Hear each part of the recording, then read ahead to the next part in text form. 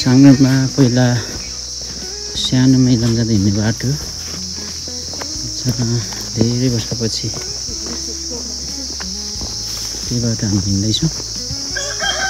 तर धेरै परिवर्तन, रुख बिरुवाहरू धेरै बढिकन चलिरहेको पहिरोहरूको रोकथाम हरेक कुराले राम्रै उत्साह दियो।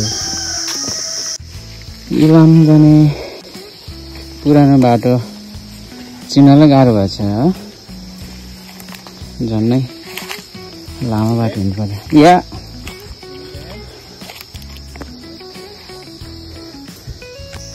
हजारौँ मानिसहरू हिँड्ने बाटो, हिजोआज गाडी हिँड्ने बाटोको कारणले गर्दाखेरि यसको प्रयोगहरू नहुँदा यस्तो अवस्था रहेछ।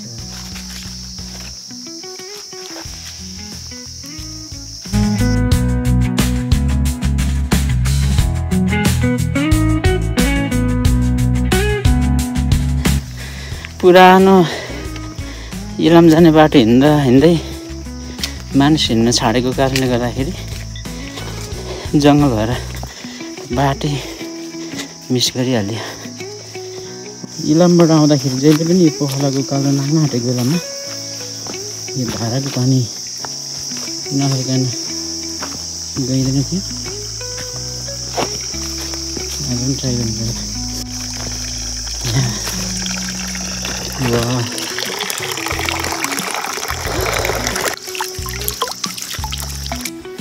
इलामबाट आउँदाखेरि सधैँ बिसाउने बर्केको चौधारी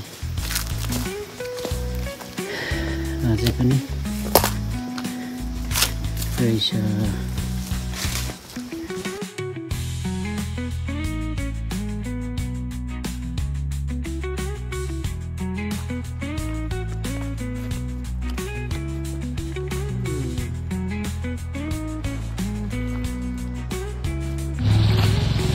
वाखलाको यो पुल बनिएको रहेछ। योभन्दा अघि मैले यो बाटो हिँडेको थिइनँ। वाखलाको कालोको बाटो पुरानो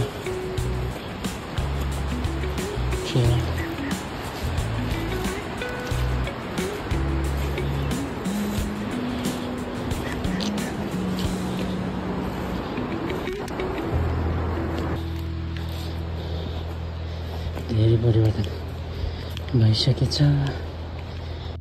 हामी सधैँ पोखला तरिसकेपछि बिसाउने बर्केको चौतारी पनि अहिले त त्यस्तो भएछ।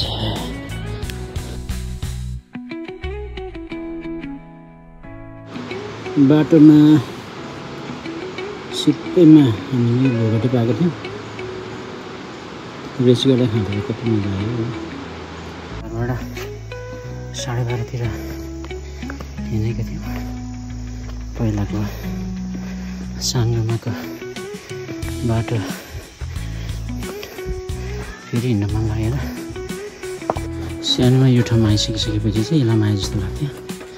आज पनि त्यस्तै फिल भइरहेको छ। We arrived.